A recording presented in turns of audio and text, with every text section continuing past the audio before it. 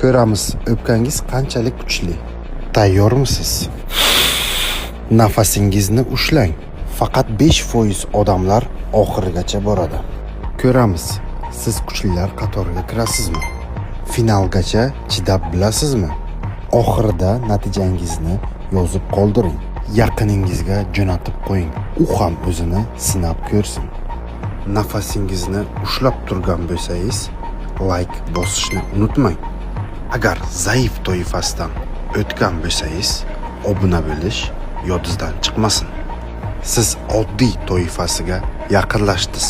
Bu degani 90% odamzoddan yuqori turasiz. Oddiy toifadan o'tgan bo'lsangiz, kommentariyada bir sonni belgilab qo'ying. Professional atlet toifasiga faqat 10% odamzod yaqinlashadi. Tabriklayman, atlet.